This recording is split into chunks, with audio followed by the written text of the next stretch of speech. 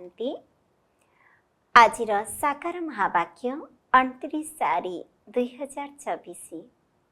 मधुर संतान माने यह उन्नति करिबार प्रकृत सत्संग अटे। तुमे वर्तमान सत्य पितांकर संग करुछ, सेथिपई मिथ्या संग को केबे हेले भी जीवा उचित नुहे। प्रश्न, तुम संतान मानकर बुद्धि केउ आधार रे सदा सर्वदा बेहदरे स्थित होई रही पारिबो? उत्तर, बुद्धि रे स्वदर्शन चक्र घुरुथाउ। जहा किछि ड्रामा रे घटुछि एसबु निर्धार्य अछि। एथिरे एक सेकेंड रे मध्य पार्थक्य होई पारिबो नाही। विश्वर इतिहास भूगोलर पुनरावृत्ति हेबो। एही कथा बुद्धि रे भल भावरे धारण हेले तुमे बेहदरे स्थित होई रही पारिबो। बेहदरे स्थित हेबा पई ध्यान रे रहु जे वर्तमान विनाश हेबाकु जाउछि, आमको घर को फेरी जिबाकु हेबो। पवित्र हेले ही आमे घर को जिबा। ओम शांति। मीठा मीठा आत्मारूपी पिला संतान मानंकु आत्मिक पिता बसी बुझाउछंती।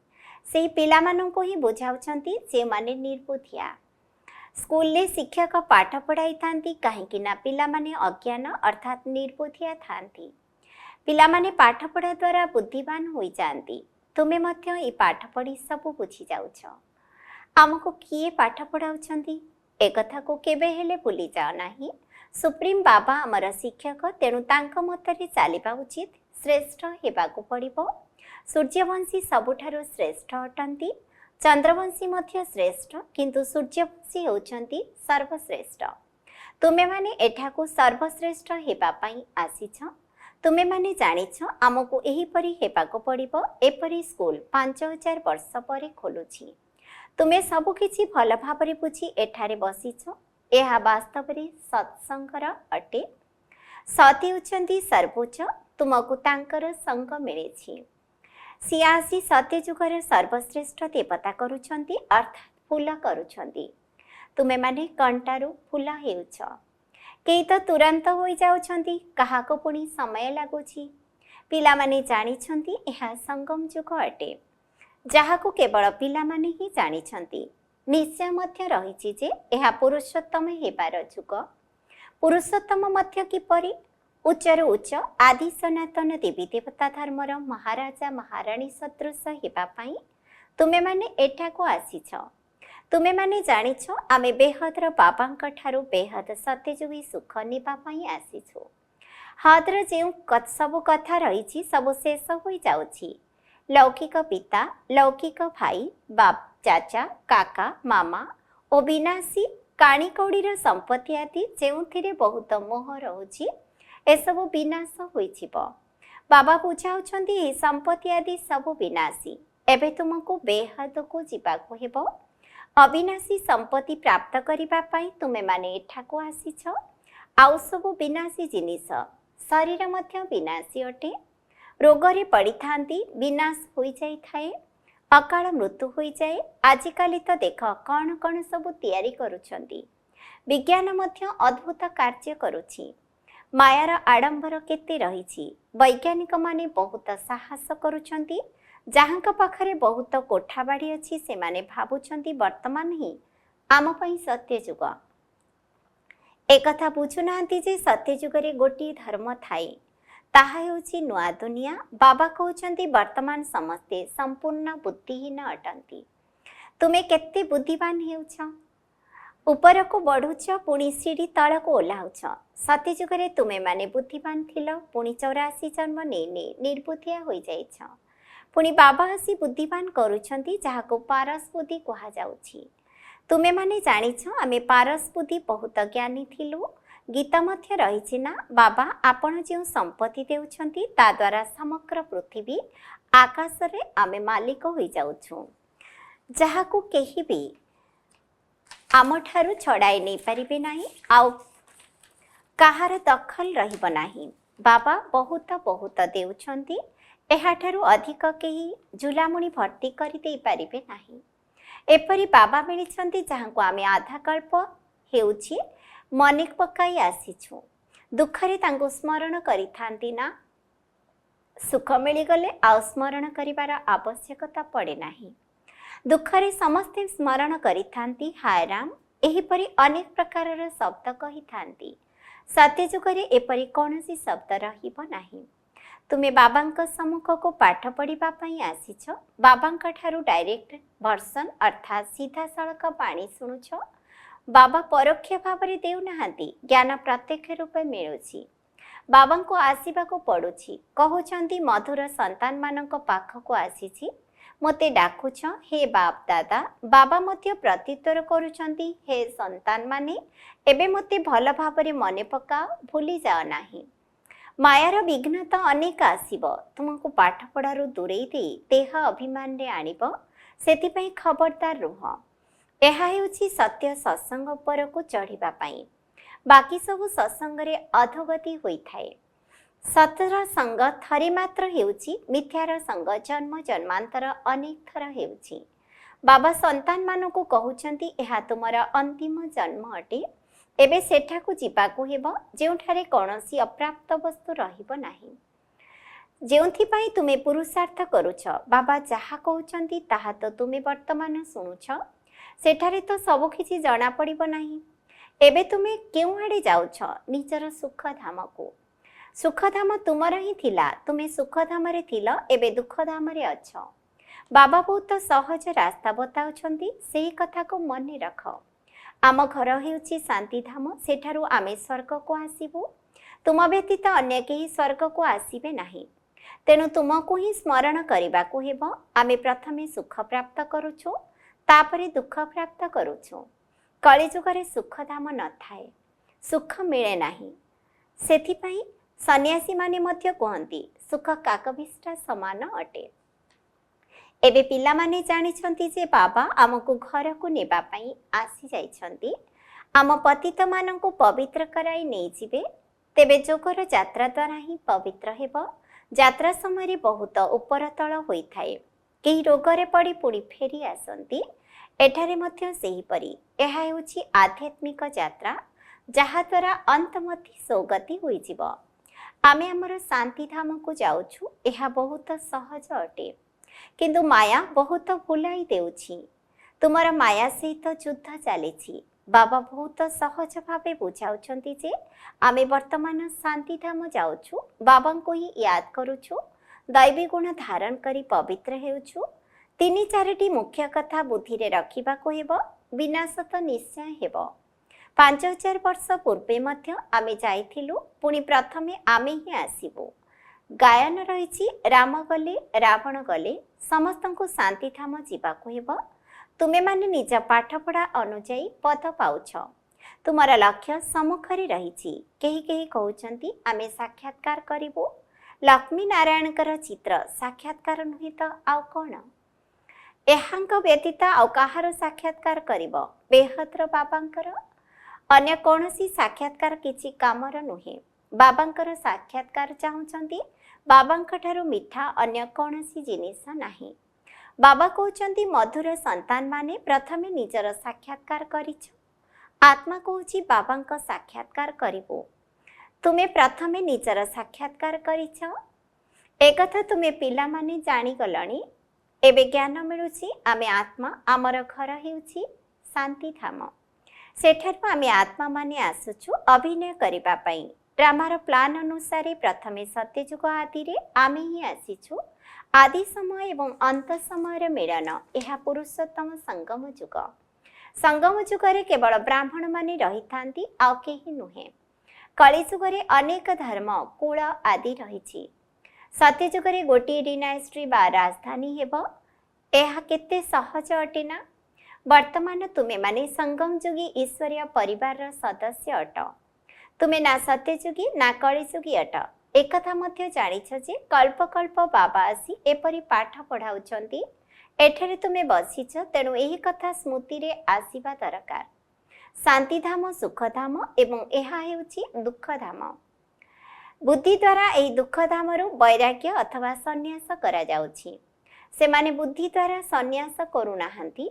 सेमाने तो घर द्वारा त्याग करी सन्यास करुछंती। तुमको बाबा केबे घर द्वारा त्याग करिबा को कहू नाहांती। एबे निश्चित रूपे निजर अथवा भारतर सेवा करिबा को हेबो। सेवा तो घरे रही मध्य करि पारिबो, किंतु पाठ पढ़िबा पई निश्चित आसीबा को पड़िबो। पुणी हुसियार होई अन्यमानकु मध्य निज समान करबाकू हेबो। समय बहुत कम, गायन मध्य रहिछि, बहुत गलानी आ कम रहिछि। दुनियार मनुष्य तो बिल्कुल घोर अंधकार रे अछंती, भाबुचंती एबे 40,000 वर्ष पड़िछि। तुम मानकु बाबा बुझाउछंती पिला माने बाकी अल्प समय अछि। तुमको विशाल हृदय संपन्न हेबाकू पड़िबो। समग्र दुनिया रे जहा किछि चालुछि सब ड्रामा रे निर्धारित रहिछि। उंकुणी सदृश ड्रामा धीरे धीरे चालुछि। विश्वर इतिहास भूगोलर पुनरावृत्ति होछि। जो माने सत्ययुग को जीवे सेही माने ही आसी एठारे पढ़िबे। अनेक थर तुमे माने एही पाठ पढ़िछ, श्रीमत आधार निजर स्वर्ग स्थापन करुछ। एकथा मध्य जानिछ सर्वोच्च भगवान भारत को आसुछंती। कल्प पूर्वर मध्य आसीथिले। तुमे माने कहुछ कल्प कल्प एही परी बाबा आसुछंती। बाबा मध्य कहउछंती मु कल्प कल्प एही परी स्थापन करिबी। विनाश मध्य तुमे देखुछ। तुम बुद्धि रे सब ज्ञान भरपूर हेउछि। स्थापना विनाश एवं पालनर कर्तव्य किपरि हेउछि तुमे जानिछ। एकथा अन्यमानकु मध्य बुझाइबाकू हेबो। पूर्वरु जानि नथिल, बाबांकु जानिले बाबांक द्वारा तुमे सब किछि जानि जाइछ। विश्वर इतिहास भूगोल को यथार्थ रीति तुमे माने ही जानिछ। मनुष्य किपरि तम प्रधान सतो प्रधान हेउछंती एकथा बाबा तुम मानकु बुझाउछंती। तुमको पुणी अन्य मानकु बुझाइबाकू हेबो। तुमे बे पारस बुद्धि हेउछ, सत्य जुगरे पारस बुद्धि होई थांती। एहा हेउछि पुरुषोत्तम संगम जुग। एहाकू गीतार अध्याय बोली कहा जाउछि। जेतेबेले तुमे माने पत्थर बुद्धि पारस बुद्धि हेउछ, स्वयं भगवान निजे गीता सुनाउछंती। कौनसी मनुष्य तो सुनाउ नाहंती। तुमे आत्मा माने शुणी पुणी अन्य मानकु सुनाउछ। एहाकू आध्यात्मिक ज्ञान कहा जाउछि, जहा आत्मारूपी भाई मानकु सुनाउछ। बुद्धि होई चालिछि। तुमे जानिछ बाबा आसी सूर्यवंशी चंद्रवंशी राजधानी स्थापन करुछंती। काहा द्वारा? ब्रह्मा मुखवंशावली ब्राह्मण कुलभूषण मानक द्वारा। बाबा श्रीमत देउछंती। एहा बुद्धिर कथा। हृदय रे धारणा करिबाकू हेबा। एहा बहुत सहज अटे। एहा दुख धाम। एबे हमको घर को जीवाकू हेबो। कलिजुग परे सत्यजुग आसीबो। एही कथा बहुत छोट एवं सहज मध्य। तुमे लौकिक पाठ न पढ़िथिले मध्य कौनसी असुविधा नाही। जे पढ़िबा जानिछंती तांकठारु पुणी सुनिबा उचित। शिव बाबा हेउछंती समस्त आत्मा मानकर पिता। एबे तांकठारु वर्षा नेबाकू हेबो। बाबांको उपरे निश्चय रखिले स्वर्गर वर्षा मिलिबो। अंतर मनरे अजपजप चालिबा उचित। शिव बाबांकठारु बेहदर सुख स्वर्गर संपत्ति मिलुछि। सेथिपई शिव बाबांको निश्चित मने पकाइबाकू हेबो। बेहद बाबांकठारु संपत्ति नेबा पई समस्तंकर अधिकार अछि। जेपरि विनाशी संपत्ति जन्मसिद्ध अधिकार रूपे मिलुछि, सेपरि एहा हेउछि अविनाशी संपत्ति। शिव बाबांकठारु तुमको समग्र विश्वर राज्य मिलुछि। छोट छोट पिलामानकु मध्य एकथा बुझाइबाकू हेबो। प्रत्येक आत्मार अधिकार रहिछि बाबांकठारु जन्मसिद्ध अधिकार प्राप्त करिबार। कल्प कल्प नेउछंती मध्य। तुमे जीवन मुक्तिर संपत्ति नेउछ। जहांको मुक्तिर संपत्ति मिलुछि से मध्य जीवन मुक्ति को निश्चित आसीबे। प्रथम जन्म तो सुखदायी होइथाए। तुमर एहा 84तम जन्म। एही समस्त ज्ञान तुम बुद्धि रे रहिबा उचित। बेहदर बाबा हमको पाठ पढ़ाउछंती, एक कथा को भूली जाओ नाही। देहधारी केबे ज्ञान देई पारिबे नाही। सेमानंक पाखरे रूहानी ज्ञान न थाए। तुमको बुझा जाउछि भाई भाई दृष्टि रख। एही शिक्षा मनुष्य मानंकु मिलु नाही। गीता सुनाउछंती जे भगवान उवास काम महाशत्रु। एहा उपरि विजय प्राप्त करिबा द्वारा तुमे जगत हेब। किंतु किछि भी बुझु नांती। भगवान तो सत्य। देवता माने मध्य से भगवान ठारु ही सत्य शिखुछंती। श्रीकृष्ण मध्य एही पद केउठारु पाइले? लक्ष्मी नारायण किपरि हेले? केउ कर्म करिथिले? एकथा केही कहि परिबे? वर्तमान तुमे ही जानुछ। निराकार बाबा तांको ब्रह्मांक द्वारा एपरि श्रेष्ठ कर्म शिखाउछंती। एहा हेउछि सृष्टि। वर्तमान तुमे प्रजापिता ब्रह्मा कुमार कुमारी होइछ। तुम पाखरे परम पिता शिव बाबांकर ज्ञान रहिछि। तुमे जानिछ आमे बुझी जाइछु जे भगवान को जानी गलु। सी सर्वोच्च सत्ता निराकार अटंती तांकर कौनसी साकार रूप नहीं बाकी जहाँ किसी देखुच सब साकार मंदिर रे मध्य लिंग रूप देखुच अर्थात तांकर शरीर नहीं एपरि नुहे जे से नाम रूपरू भिन्न अटंती हाँ अन्य सब देहधारी मानकर नाम अछि जन्मपत्री रही शिव बाबा हेउचंती निराकार तांकर जन्मपत्री नाही कृष्णकर जन्म हेउची नंबर 1 तुमे शिव जयंती मध्य पालन करुछ शिव बाबा हेउचंती निराकार कल्याणकारी बाबा आसीचंती तेणु निश्चित रूपे संपत्ति देबे तांकर नाम शिव एकाधारे से पिता शिक्षक सद्गुरु अटंती केते भल भावरे पाठ पढ़ाउचंती अच्छा मीठा मीठा शिकिलथि संतान मानक प्रति माता पिता बाप दादांकर मधुर स्नेह भरा स्मृति एवं सुप्रभात आत्मिक पितांकर आत्मिक संतान मानंकु नमस्ते आम आत्मिक संतान मानंकर मध्य आत्मिक पितांकु नमस्ते नमस्ते नमस्ते धारणा पाई मुख्य सारांश 1 नंबर एही दुखधामर बुद्धि द्वारा संन्यास करी शांतिधाम एवं सुखधाम को स्मृति रे रखिबाकु हेबो भारतर तथा निजर प्रकृत सेवा करिबाकु हेबो समस्तंकु आत्मिक ज्ञान सुनाइबाकु हेबो 2 नंबर निजर सत्यजुगी जन्मसिद्ध अधिकार नेबा पई एकमात्र बाबांक ठारे संपूर्ण निश्चय रखिबाकु हेबो भितरे भितरे अजपजप करिबाकु हेबो प्रतिदिन निश्चित पाठ पढ़िबाकु हेबो वरदान सर्व संबंधर अनुभूति करिबा सहित प्राप्ति गुड़िकर खुशीर अनुभव करुथिबा तृप्त आत्मा हुआ जो माने सच्चा प्रेमिका से माने प्रत्येक परिस्थिति रे प्रत्येक कर्म रे सर्वदा प्राप्तिर खुशी रे बुड़ी रही थांती केतेक पिला अनुभव करुछंती जे से मोर पिता अटंती पति अटंती पुत्र अटंती किंतु सही अनुसार जेतिकी प्राप्ति आशा करुछंती सेतिकी मिलु नाही तेणु अनुभूति करने सहित सर्वसंबंध द्वारा प्राप्तिर मध्य अनुभव हेबा दरकार तेबे एही बड़ी प्राप्ति एवं अनुभूति करुथिबा आत्मा माने सर्वदा तृप्त अवस्था रे रही थांती सेमानको कोनोसी जिनिसर अप्राप्तिर अनुभव होई न थाए जेउठारे प्राप्ति रहिछि सेठारे तृप्ति निश्चित रहिछि स्लोगान जदि सेवार निमित्त हेबो तेबे सेवार सफलतारो भाग मिलिजिबो ओम शांति।